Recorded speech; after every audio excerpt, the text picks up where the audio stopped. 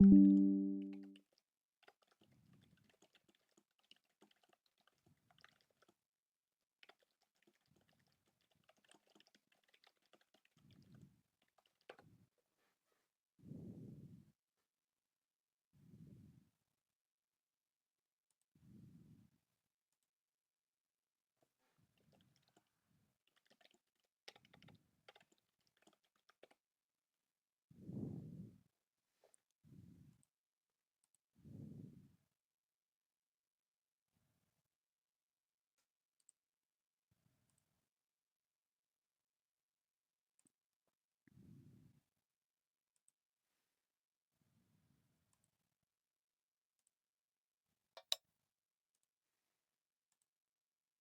we are live on X, live on Telegram, and let me just get live on PumpFun running, and we are live on PumpFun too. All right, or are we? No, not quite. Yes, all right. Live on all three platforms. Okay, fantastic. Live on PumpFun, broadcasting live on. Yes. All right. Live on all three platforms. X, okay, live broadcasting also, broadcasting live on with the ability to chat, and X, then VC is open Telegram with the ability to chat, and then VC is open Telegram.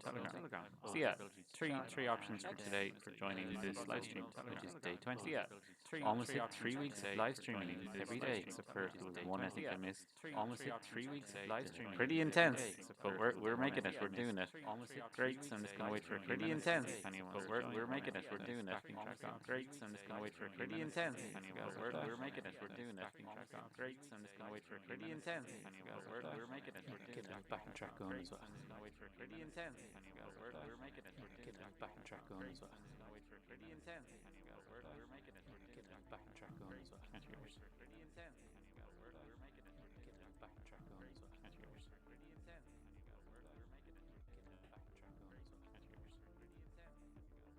Okay, I need to be able to hear that. I need to mute. Okay, I need to be able to hear that. I need to mute. Okay, I need to PumpFun. It's very annoying. I hear loops of audio. Come on, it's very annoying. I hear loops of audio. Come on, it's very annoying. And need to mute this. No, that one is muted. That was fine. It's just PumpFun is causing me an issue. Okay, I'm gonna just mute this. No, that one is muted. PumpFun window, I think, and then I'll be able to switch on the speaker so I can hear. There we go. Yeah, if anyone wants to ask questions, then I'll be able to hear your questions. Cool. So we're back for day 20. Welcome everybody to day 20 of live streaming every single day for building in public for the PumpFun Hackathon. This has been a huge day for me. Got an awful lot of work done today in the background, running something very, very substantial. But also, I haven't actually updated the Jira with all of the work that I did in the last 3 days. So I'm basically just going to do that live on stream. Really, I have a long list of stuff that I'm going to add in here, and I'll explain it as I'm adding it. And then I'm going to add in the major piece of work that I was doing today, which is going to be monumental. It's a really massive piece of work. I've just basically been running it all day, and I'll explain what that entails as well in a minute. Let's just see. Grant. Okay, so I think we're all good there. Yeah, just randomly, I'll deal with this first, I guess, before we talk about anything else. Someone sent me this earlier on today, that Bags are having a hackathon as well. They asked, would I enter it? Would I enter UpScalp into it? And I'm not going to be able to enter it because they request that you have to have a Bags token. And number one, I don't really want to set up a Bags token. We already have a token, the PumpFun one. And number two, like, genuinely, the shady things that I've heard of Bags doing with LP, with fees, yeah, not great. So to be honest, I won't be touching that. Great funding as well. Again, like 4 million that they have that they're going to offer. Sorry, 1 million in grants to 100 teams. Yeah, it's not quite as good as the PumpFun one maybe, which is 3 million to 12. Anyway, as that tells with. So yeah, what I'm going to basically do is just start adding things into the Jira board here. and just talking through them, because really I got so much done today. So let me see. So these are all actually, I won't do them. Oh no, didn't want to do that. I'll put them into the to-do column, and then we'll move them over as we talk about them as they're into the status. So this is sender, improved trade delivery reliability. So that was the task that I was working on yesterday with the community, that a few people had highlighted that they weren't receiving signals. So we were speaking yesterday a lot about the power of having an active community who give you strong feedback that you can actually action, and that's what came out of that. So yeah. Oh, sorry, this was another piece of work. This was actually something else that I was doing. Yeah, so then this was the first step along to the major, massive piece of work that I'm currently doing today. So it just started to, I suppose, occur to me that there was some slight gaps in the scoring, which is very, very reliable in a lot of market conditions, but is not at the minute. So it's actually scanner, not sender. And this sent me on a train of actions today that led to the enormous piece of work that I'm going to talk about soon. But anyway, we'll put that there and done. That one is done. Yeah, and then the second one, again, these were all like little pieces of work that led to the major task that I'm working on right now. So this was scanner as well.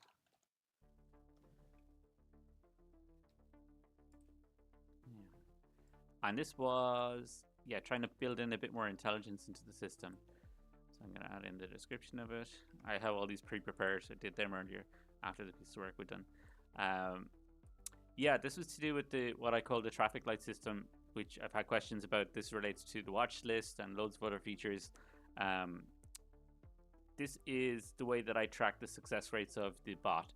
And I had been tracking them over 24-hour window and 72-hour window, but this piece of work in particular for certain strategies started to make look for smaller opportunities, smaller pockets of opportunities within those timeframes.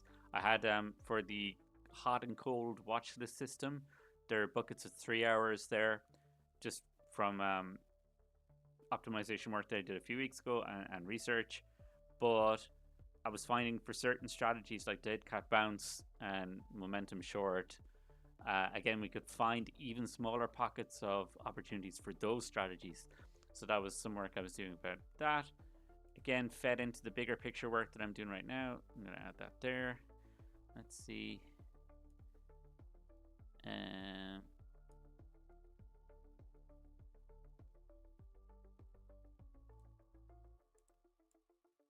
Yeah, this one. I'm going to add this one as well. So this was around tooling in the back end. Yeah, so I developed, again, this is just how you're building your infrastructure as you're going along. So basically this was improving the deployment track. So the way that I'm validating my updates before I push them live.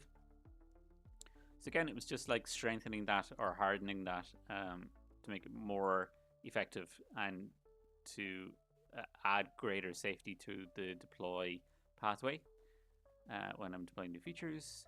Let's see what's working at the moment. Yeah, we got a bunch of ones then that are in QA. So I'll put them in testing and put them straight into the testing one. Okay, this was an interesting one. Where'd it go? Disappeared. There we go. Okay. Just gonna add in the description of that one. By the way, I had the idea that I'm going to post all of this on X later. Damn it, doesn't want to work. I'm gonna do like a big post on X later just to highlight how many new features and how many new additions I was able to add to the bot this week. It was enormous. Yeah, so then this was the opposite of the one that I just described. So again, within those 3 hour windows that I had been looking in for the watch list system, for the hot cold system, for the good time frame, bad time frame system, that the bot uses, all of these little features that improve the accuracy of the signals that you receive. I was also able to identify where we should suppress pockets. So it's the opposite of the previous task that I described, which was looking for more opportunities. This one is looking at where there's more risks and suppressing those risks. So again, that's currently testing. I'm running a 24-hour test that's actually nearly finished. I'll be finishing it soon. And then this is another one that's related to the same thing, but specifically scoping for shorts. Doesn't want to open again. It's really weird. Oh my gosh. Okay. I'm going to move it up here anyway. Okay. Now will it open for me? It will. Grant, so you can just add in the description of it. So again, this was the general direction that I'm going with. This is like a small piece of work towards the general direction of faster reaction to the market is one of the things that I'm continually working on. So this was specifically for short setups, particularly the short setups that fire a lot. So it was looking at identifying how we could make specific rules for those specific strategies so that they react faster to the market and trigger signals faster. Again, that's in testing at the moment. Grant, no, don't need that one. And then what went live? These. Something else.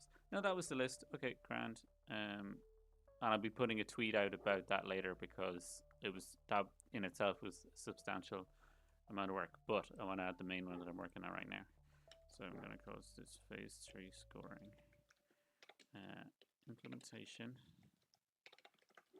of a new adaptive scoring system. So as I was looking for edges, as always, doing research yesterday, as I always do, and I use some automation for that, but also some hands-on work. And basically what I'm doing here is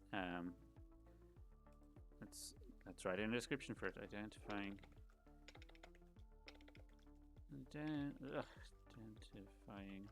static elements of UpScalp's scoring system and integrate adaptive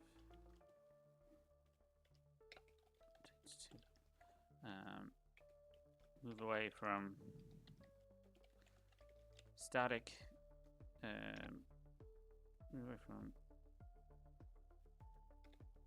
static boosts, penalties, or reactive and forward.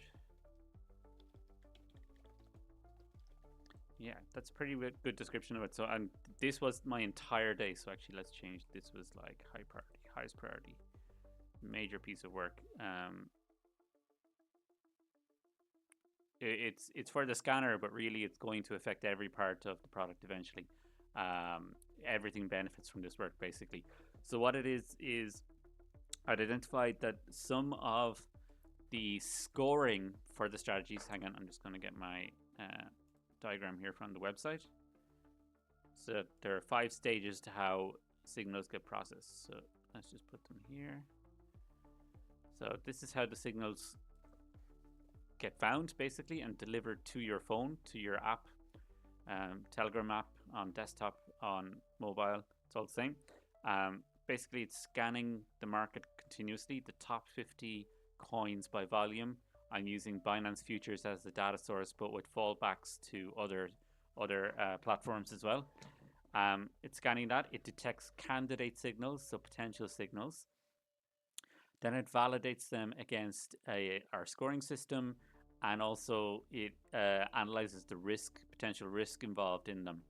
And if it passes through these 2 stages, the validation and the risk stage, they get delivered as signals to your phone with the entries, take profits, and all the market contexts and recommendations as well that you get in UpScalp to help guide your decision so that you're making an informed decision about a trade. So where it was focused really today, all day, like 8 or 9 hours today, was the validation and the risk framing stage. So basically within this, I had identified a few of the scoring elements in particular that were too rigid, and some of the risk penalties that were too rigid as well.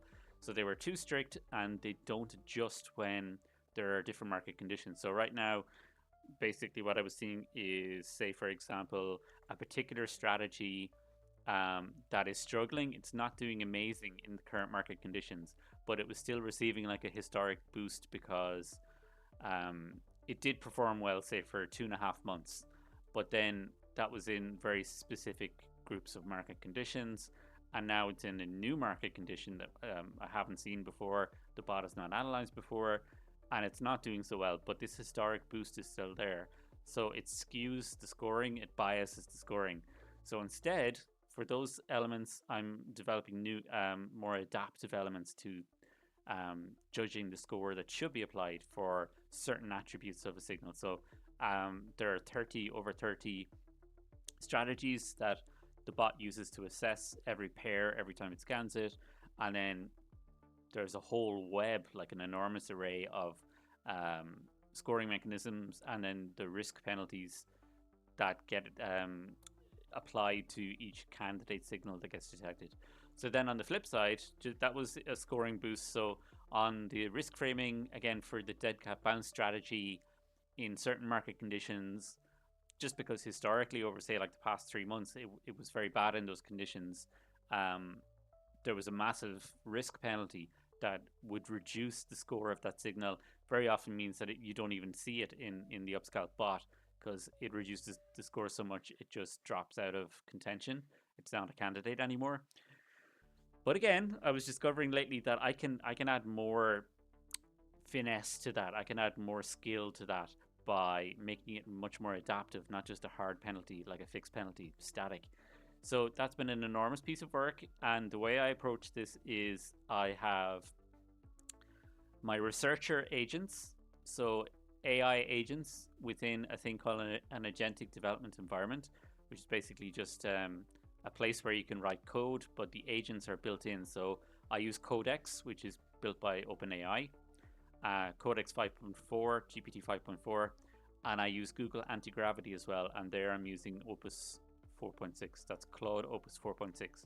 So in Codex and in Claude, I have personas. I basically wrote like job descriptions for people.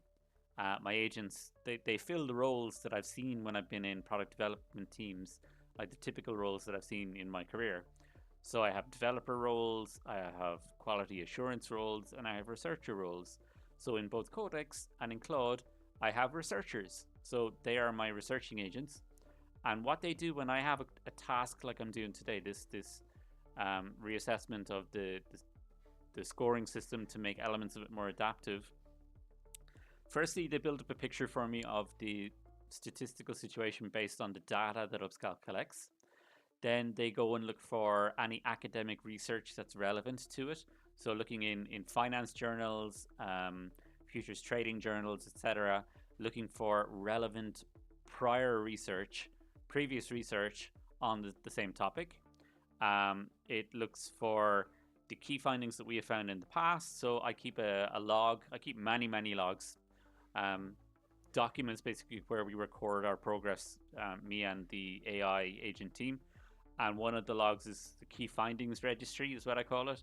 And that's where, when we do research, we always log the research. And what that means is, when I'm looking at something new like this, I can double check that it doesn't, I suppose, match with something I already did, that it doesn't go against some research I previously found, that I didn't find in the past that this research is faulty. So it's just a time-saving thing, and also it builds this repository, this registry, where I have knowledge that I can draw on in the future, constantly building this knowledge. So they will have a look there as well. They will run a fourth stage, which is called counterfactual research. So using all of the data that I've built up and all of the PumpFun, all of the UpScalp strategies, that 5-stage system that I was describing, it does the opposite. Like, if this wasn't true, what would be the situation? Or if this was true, what would be the situation? And so it runs like this counterfactual test, like the opposite situation to what I am testing, basically. And then the fifth thing is it pulls it all together for me in a report. So in a user-friendly human report. So they do that while I go off and do my thing as the product owner. And then we're able to do testing. We're able to identify areas that we should investigate.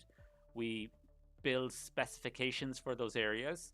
We audit the specifications very, very carefully, and then we proceed with the testing. So basically, that's what I was doing today. It's a very intricate system, very automated though, which is great for me. Like, I built this up in such a way that I can set up the frame of the task and just let the AI agents work away for hours if needs be.